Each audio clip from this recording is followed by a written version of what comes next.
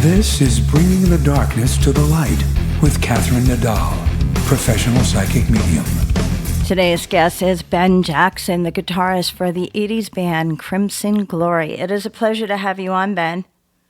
Hey, my pleasure to be here. Thank you so much. You know, I am a big fan of your music, and I am a very big fan Awesome. of the 80s. I am an 80s chick, and I'm very excited to have you on. Of course, I don't know your career as well as you do, and I know your fans know all about your music and all about your band, but I always find out there's always these little stories that have never been told before.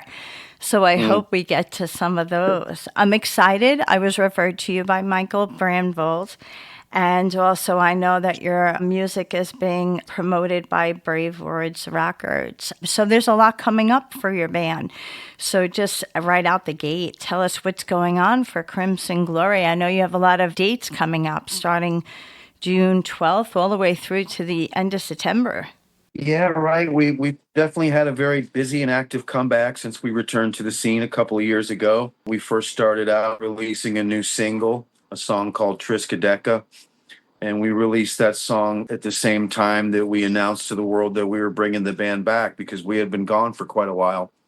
So the immediate response for that single was very good. People said it sounded like classic Crimson Glory. And, then we told everybody also about the two new members we have, and Travis Wills on vocals, Mark Borgmeyer on guitar. Since that single came out a couple years ago, we just been out playing festivals in Europe and getting out there, stretching our wings again, letting everybody hear the band live and get to meet the new members. And things have been going really well. So now, since that single came out, we've completed a full new album, Chasing the Hydra.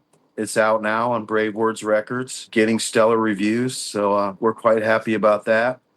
And as you just mentioned, we have a full summer of festival dates. Starts up this Friday in Spain. So we're really totally amped up to get over there and do that. We head out tomorrow night.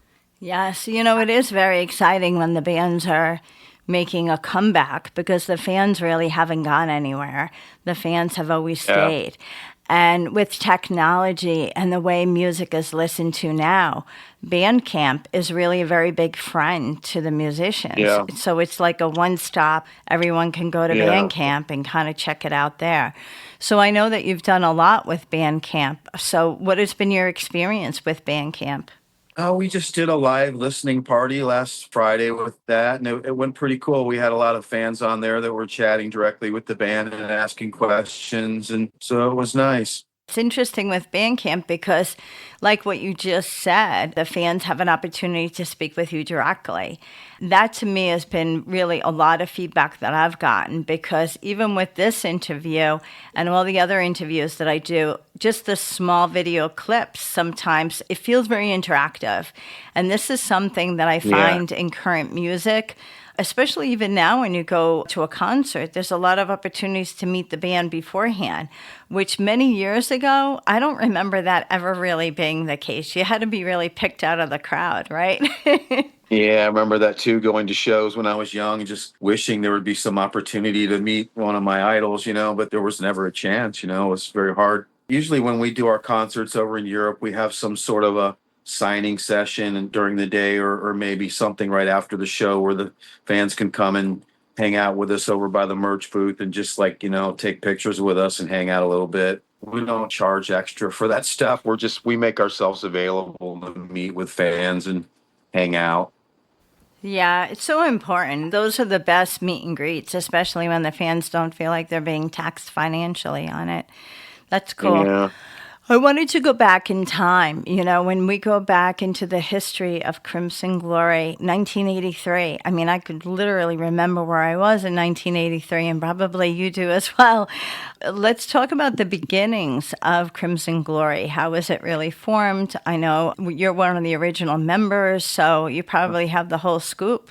Yeah, we started in the early 80s, and the band was a band that was already sort of going with the drummer Dana Burnell and I, because we had our first couple of bands that we formed in high school, and the two of us had played together already for a couple years before we started recruiting in the other guys like John Drenning, Jeff Lords, and Midnight that would make up the lineup of Crimson Glory. Yeah, as you mentioned, it all started happening right around 83 when this band was just five young guys that all kind of went into high school in the same town. And, after playing cover songs and just kind of learning our instruments and our craft by playing local parties or little clubs doing, our favorite cover music of our favorite bands, we only did that for a short time actually. And then we made the self-realization that, hey, if we really want to do anything with this long term, we got to play our own music. We got to write our own music. So let's ditch being a cover band and just switch right now and just write and go somewhere with this. So we began doing that, writing and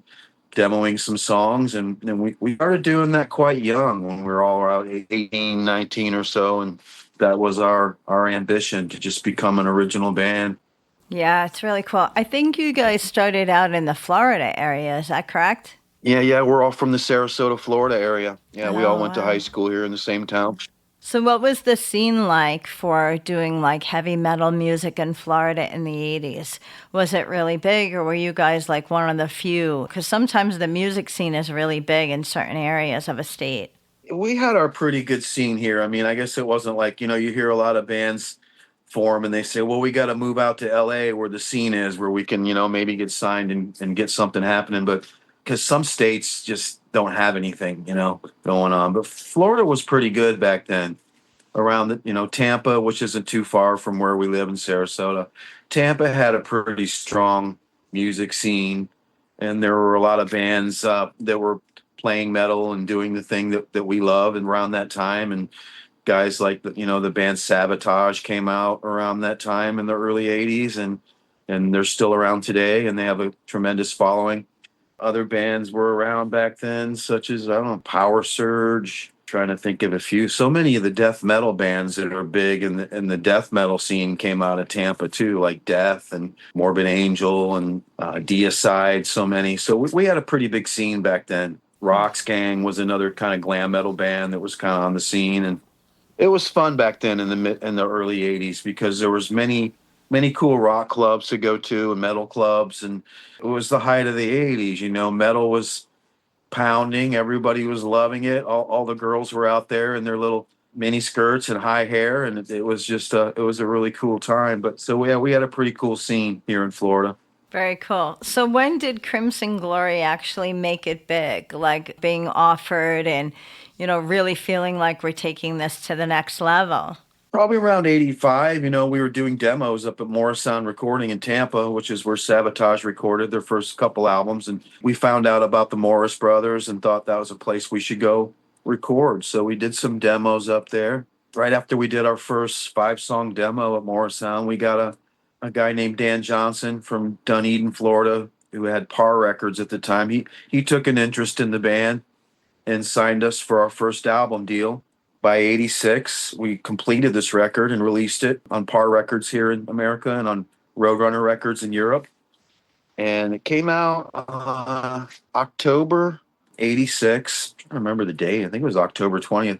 It really took off rather quickly. All the metal magazines in Europe were writing reviews on this new record by this strange band wearing chrome masks. And suddenly there was just a big hype around Crimson Glory all over Europe. And it really took off rather quickly.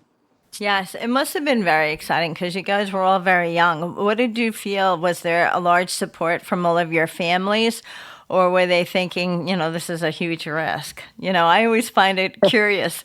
What were the parents thinking back then? It seemed like they were all pretty behind us. I think they just, whatever you guys love, we support you. We all had pretty supportive parents.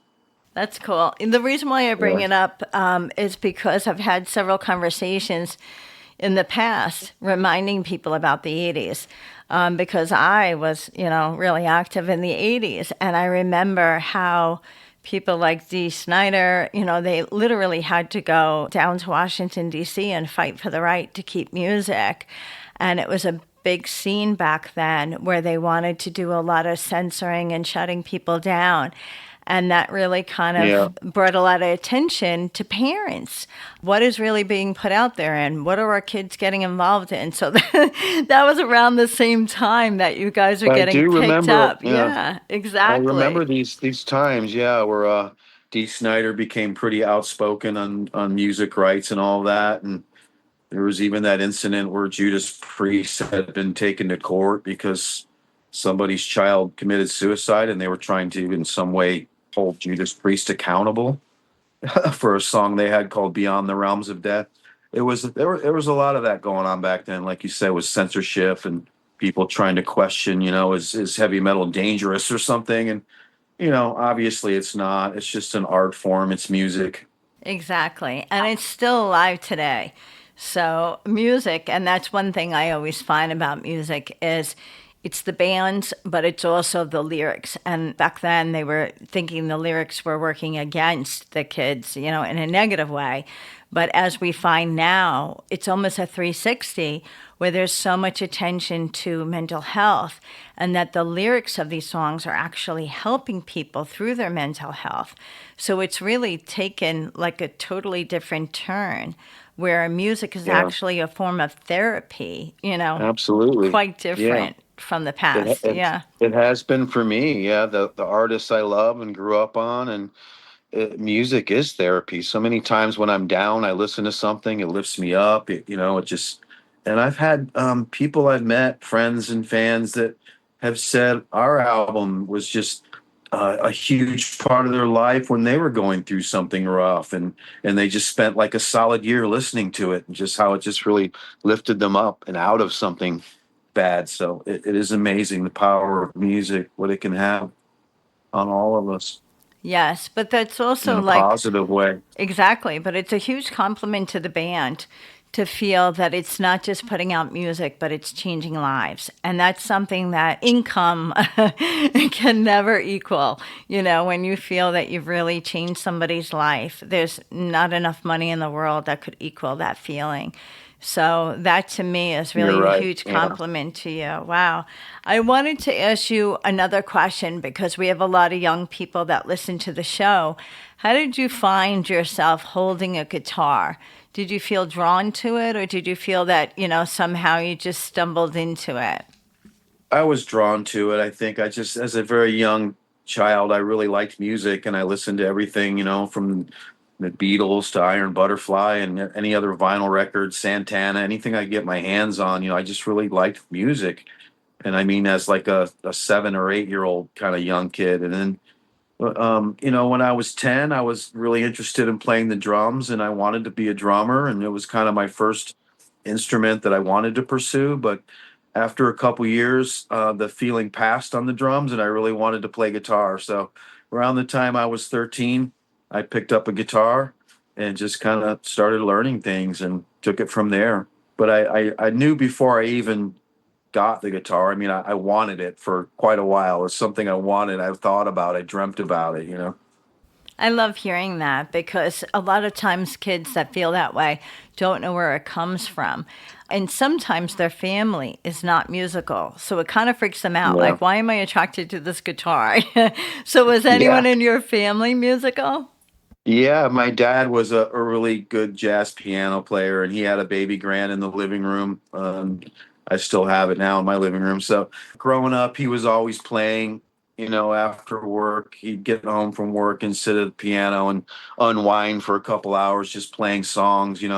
Things like I remember him playing "Satin Doll," that jazz song, and just he was just so good, and it was always enjoyable to listen to him. So I'm sure it influenced me into loving music because my parents both they love music, and they had vinyls, and they were always listening to music. If my dad wasn't playing the piano, they had records on, so it was a musical home for sure.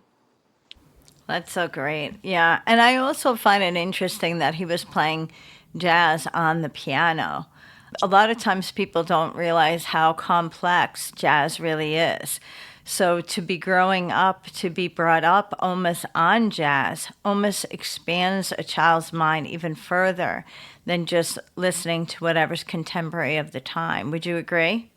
Oh yeah, for sure. So many interesting elements to jazz and the sounds and chords and everything, and I enjoyed it Very good. listening to him play that type of music and listening to the records that he would listen to. It was always nice. Yeah. So tell me a little bit about your bandmate and friend Midnight. I know he has passed now, but it's interesting to hear like how you met him and what his personality was really like outside of just being on stage. Midnight was a guy that we kind of the last guy to come into Crimson Glory. We already had all the musicians in the band, Jeff, John, Dana, and myself, and we had gone through another singer when we first started out that didn't work out. We finally said, well, we need to look for a new singer, and who can we get? And it just happened that this guy Midnight was a high school mate of ours, and he was dating Dana's sister, our drummer. And Dana said, "How about my sister's boyfriend Midnight? Maybe we'll check him out. He's a good singer." And but Midnight was mostly known around for playing like acoustic guitar and singing like more folky songs and stuff like Pink Floyd and Led Zeppelin songs like Going to California and stuff. I mean, Midnight was that guy that when me and all the guys in the band were playing heavy rock and heavy metal, Midnight was over there playing soft acoustic ballady, mellow songs. But everyone around knew him that he did that, and he would play sometimes at local parties. You know, he'd be seen out on Siesta Key, a beach here that's popular. He'd be out on Siesta Key playing his guitar, you know, just this guy with his acoustic guitar. So we thought we'd bring him in and try him in our band because we knew he had a beautiful voice, but we had no idea what he was as a vocalist and where he was going to take it, you know, as he fell right into the whole heavy metal thing. You know, we were saying, hey, we're doing this song by the Scorpions, or we're doing this song by Iron Maiden, or this song by Dio. Can you try singing that? And so he did, and he just blew us away. We just said, we have something with this guy. We knew he was very, very special. So, you know, he did join us at that stage when we were young and still doing cover songs. So we got to learn about how he could sing by listening to him cover other artists. But it was shortly after he came into the band, as I mentioned before, that we decided to just go fully original. You know, another interesting thing about Midnight is when we met him and he went to high school with all of us, even in high school when we were all like 16-year-old kids, he was already going by the name Midnight. Everybody called him that at school. Everybody did. I mean, for the first couple years I knew him, I didn't even know his real name. So it's not something he just adopted later on as the band got, you know, closer to putting out a record. Maybe I should come up with a stage name. It wasn't like that. This was just his name. Even when he was a kid, everybody called him Midnight. So Did anyone ever find out where it kind of originated? yeah, he used to tell the story, and I've even heard him tell it in interviews that he lived out in California for a time when he was a young teen. And he said he met a girl out there that was a little older than him, and he palled around with her for a few days or so, and she ended up giving him this nickname, Midnight. And he said that sadly enough, right after she gave him this nickname, she had an accident where she was driving along one of the highways along the cliff sides over there in California and went off the side of the cliff and wrecked her car and passed away. So he would tell this story a lot when he was doing interviews. People say, how did you get your name? And he said this girl gave it to him. And then quickly, right after she gave him the name, she died. And so it's a little bit of lore, you know? Yes, yes. That's kind of insightful in some way Yeah. because the way And you describe him and before he joined your band and walking on the beach, he seems so light. And the nickname Midnight sounds so dark, you know? It's like, it's very yeah, insightful. Like she saw something in him that other people didn't. It's kind of interesting. well, he had light and dark in him for sure. You know, he was a very colorful man with a lot of character, you know, a very infectious laugh, and hmm, hard Wow. to talk about him sometimes. I But know. yeah, I understand that.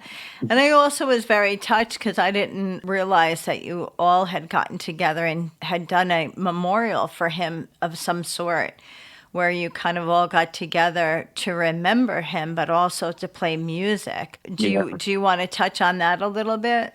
There's a festival that happens in Atlanta every year for so many years now, 20 plus years, called Prog Power. And it's a lot of great prog metal bands come in from all over the world and play this festival every year. So the following year, after Midnight sadly passed away, the promoter, the main man up there at Prog Power, Glenn Harveston, got to talking with us about maybe bringing the band up there to appear at Prog Power and do a tribute show tributing Midnight. Because Crimson had a big following, sort of a bit of a legendary following in the prog metal scene, and Midnight did too. I mean, he's a very loved and remembered guy. So Glenn up there said, "Why don't you guys come up and do a Prog Power appearance and tribute your friend?" So the thing that was amazing is that there were many other bands playing there that weekend. It was a 2-day festival, and all the different singers from all the other bands came up and sang a song with us, a Midnight song. Each song we had two different singers come up and sing together on one Crimson song. And then the next song we'd have those guys would leave the stage and two other guys would come up and sing the next song. And we had like 17 or 18 different singers come up during this long set we did. And these are all really great singers from great bands that were all there to do their thing. And they came up to be part of our tribute show. So it was so special, so memorable. So glad we got to do that. So nice. That's amazing. I want to make sure that we mention your new music as well, but also to touch on that, you know, as the years went on, you've had different singers. I know Todd La Torre had been a vocalist with you at one point. So I know now he's in Queensryche. So, I mean, your band has just kind of unfolded and just evolved over time. Tell me about how it sounds now with your current vocalist. Oh, how it sounds, I really feel is that we've really gotten back to our original roots. We sound more like the first two albums, Crimson Glory, than the band sounded in a long time. Because the first two albums were, you know, the original five guys with Midnight. We had really developed a sound. The third and fourth albums were a little bit experimental. The third album was a sort of experimental album that some of the guys in the band went in a slightly different direction, and Dana and I weren't part of that album. But then the fourth album saw my return, and then we had a new singer named Wade Black, and he did a fabulous job on this album. The fourth album was called Astronomica, and it was just, but he was quite a bit different than Midnight. He had his own sort of approach and way of singing and doing things, and it was, you know, maybe still left the fans questioning, the band sounds so different with this guy. It's kind of hard to grab, you know, I don't know. But with the new singer we have, Travis Wills, he sounds more like Midnight than Wade did, or more than Todd La Torre did. He has his own style and his own voice, of course, his own footprint on what he's doing, but he has the ability to tap into some of the essence of Midnight and the way he sang, probably more so than those other guys that stepped in after Midnight. So even though they were great, Wade Black and Todd La Torre, I can't say enough great things about these guys. Great singers, great friends. But the guy we have now, Travis Wills, just really, he feels like the right guy for the band. We could just feel it. He sings the old material of Midnight so well. In the new album, like I said, there's little nuances and essences of Midnight's style in there that he brings in, sort of like tipping the hat to Midnight, you know. And it's really nice. Right now, I just think we sound better live than we've probably ever sounded in our career, because Travis is a great live singer. He hits the pitches very well at all the shows. He's very health conscious, and he's just out there doing a great job. That's so great. Tell me about the first song we're going to discuss, Red in the Sun. Oh, it's a very heavy one from the new album. It's a song that was written by Jeff Lords and Travis Wills, and a cool song to make the first song on the album, because it just had the excitement, the heavy element, everything going for it. Usually when you pick a song to be the first song on an album, you know it's got strength, you know. So it's just, I think it's a badass song. We love playing it live. So go ahead, let it rip. Hopefully everybody loves it. It's the opening track. All right, good. Here is Red in the Sun.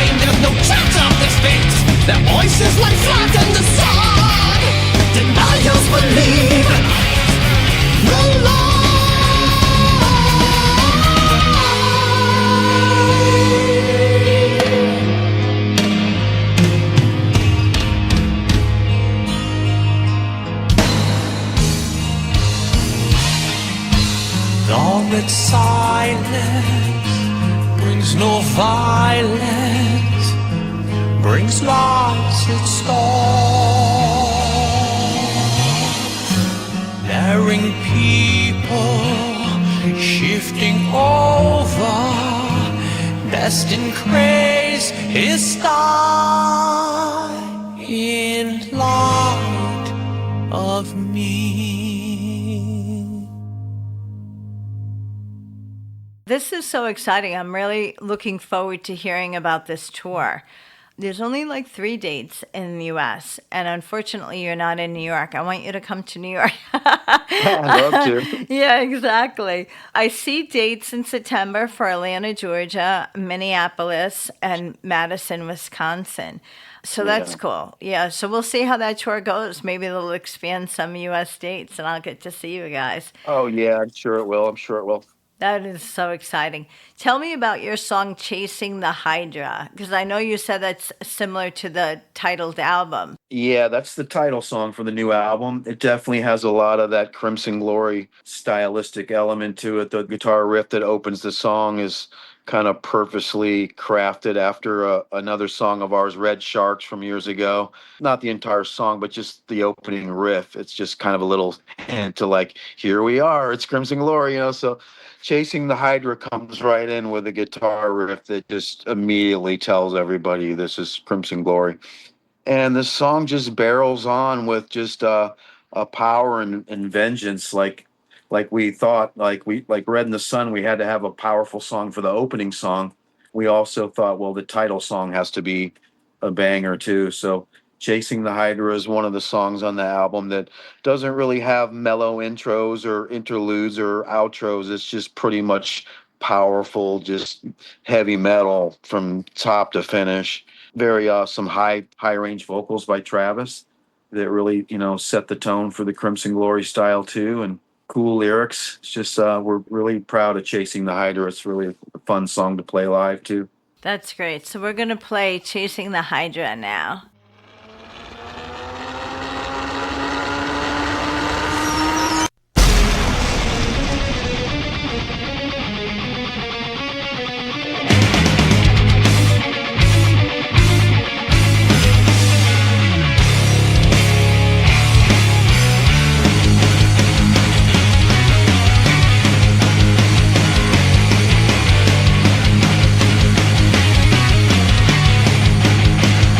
Chasing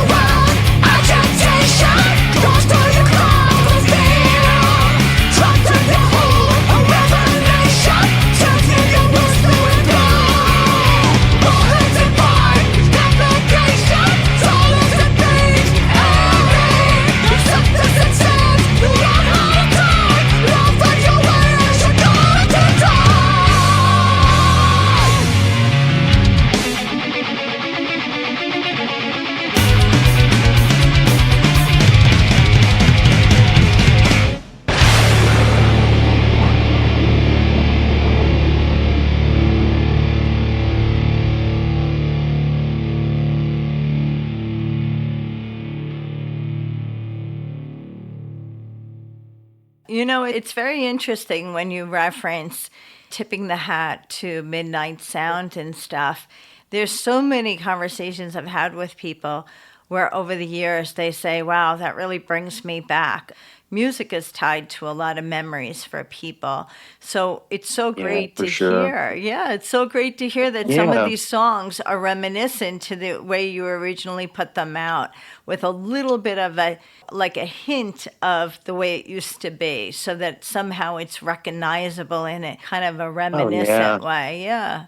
That is so great. I think it's a little more than a hint. I think we really kind of set out to write some songs and even stylize the music so it sounds very similar to our first albums, even the second one primarily. And you know, of course, the album has more of a modern production, some more progressive elements than the first two albums. A lot of varying changes in the songs, time signatures, and things like that. We've gone a little far with the progressive element, which I like. But the album definitely sounds a lot like vintage Crimson Glory, and it's nice to hear the fans say that, like, wow, it sounds like you guys did. I mean, as soon as I hear it, everybody seems to be pretty on the same page that it's really bringing them back. That's so great to hear. I wanted to move on to hearing about your song Broken Together. I originally came up with the riff and showed it to Jeff and Travis and said, I have a song idea. I demoed a little bit of piece of a music, and then they took it from there and just kind of put their twists and turns on it and wrote a bunch of parts in with it. And they actually just turned it into a really cool piece. It was a collaboration of all of us. And Broken Together starts out with more of a mellow acoustic guitar part that Travis wrote, that very initial piece. And then when the whole band comes in, it has the trademark kind of Crimson Glory harmony lead thing going with a melodic kind of rhythm behind it that just sounds like classic Crimson Glory. That's the part I added to the song. And it's just, it really kind of is one of those songs on the album that it's a little more mysterious and deep than some of the others that are just heavy bangers. This song kind of takes you to a more emotional place with a mellow beginning, another part in the middle that sort of breaks down and gets mellow again. A lot of people have pointed it out as being like one of their favorites or top couple of favorites on the new album, because they say it really to them sounds like old Crimson Glory. So I'm super happy that everybody saw that. What we tried to do is give them some real classic sounding Crimson Glory. That's so great. It's amazing. We're going to play Broken Together now.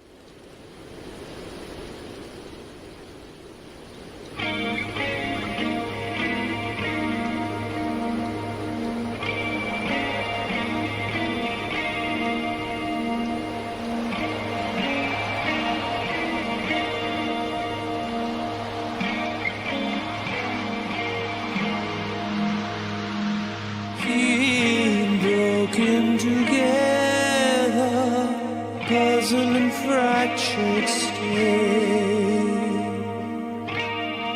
under illusions, unaware of decay, with no answers, questions that fall astray. Inside this beautiful scene, we are broken.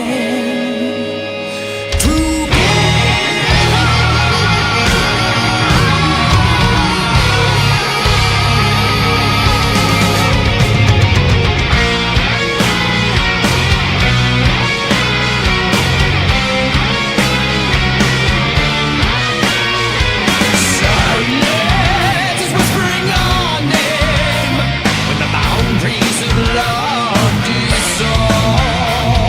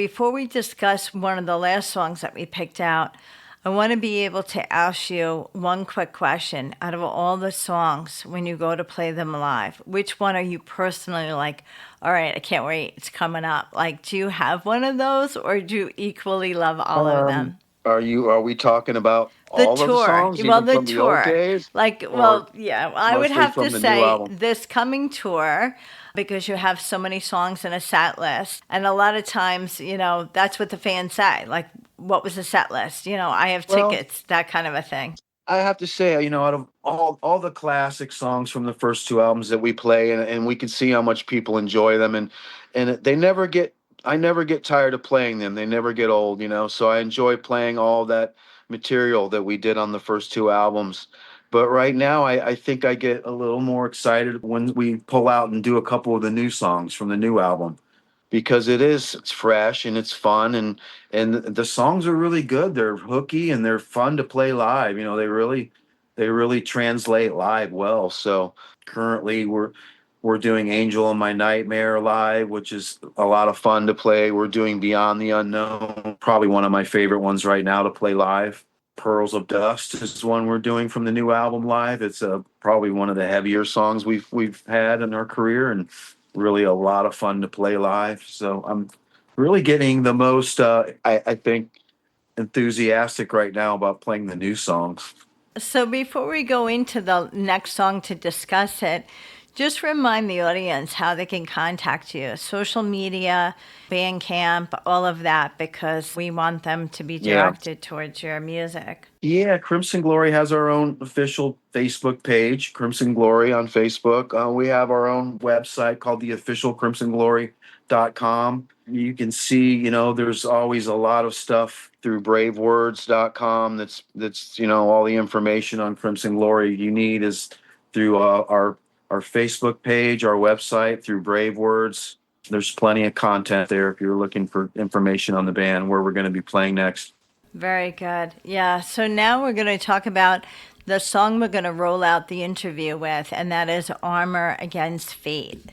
Yeah, this is a really cool song. It was another one written by Jeff Lords and Travis Wills, and I really like this one a lot. It's got a really hooky lyrical part where Travis says, the tapestry of time, fate weaves its threads, the past we've left behind, the things we've left unsaid. To me, it kind of makes me feel like it makes you look back and just things you've done, things that mistakes you made, and you thought maybe if I wouldn't have done that, this could have happened. But really, we really can't change too much once things have happened, in life. It's kind of like, as it says, there's a certain amount of fate that's involved, and the song's called Armor Against Fate. And I just think the lyrics in it are pretty poignant, and they always make me sort of reflect on my life, my past. And I think it's really a cool song these guys came up with. I love playing it too. It's a lot of fun. Wow. I really love that about the lyrics. It's probably touching a lot of people. I know it just touched me. So thank you again for doing this interview. We're going to roll out with Armor Against Fate. Thank you again, Ben Jackson from Yes, you're very Crimson welcome. Glory. Thank you. You're welcome.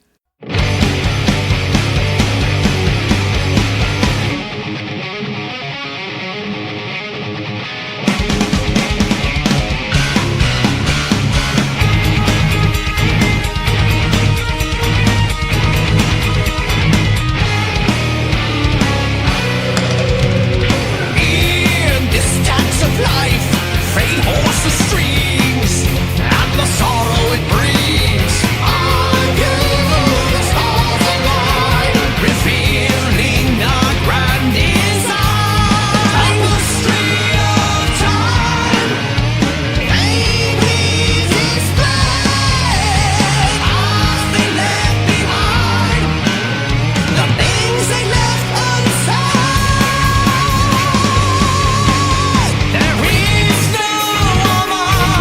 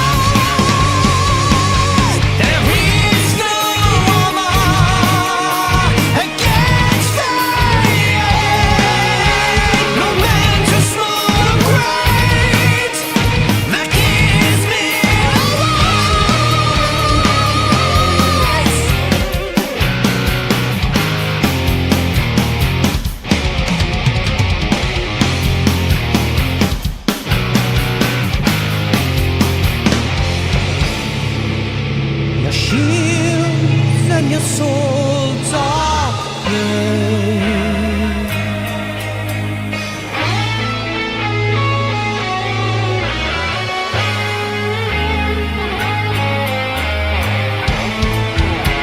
Your bright starry-eyed ballet.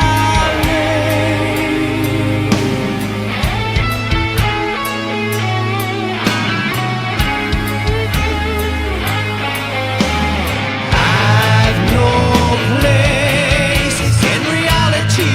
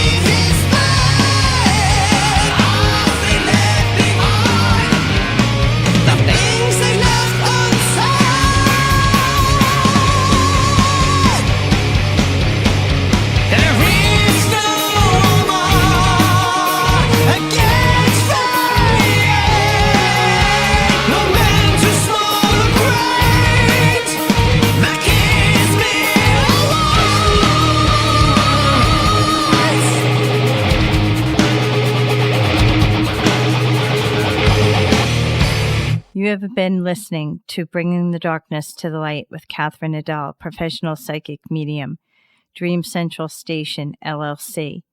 My audio editor is Al Hemberger at the Loft Recording Studios in Bronxville, New York. This is WNEW 102.7 FM radio.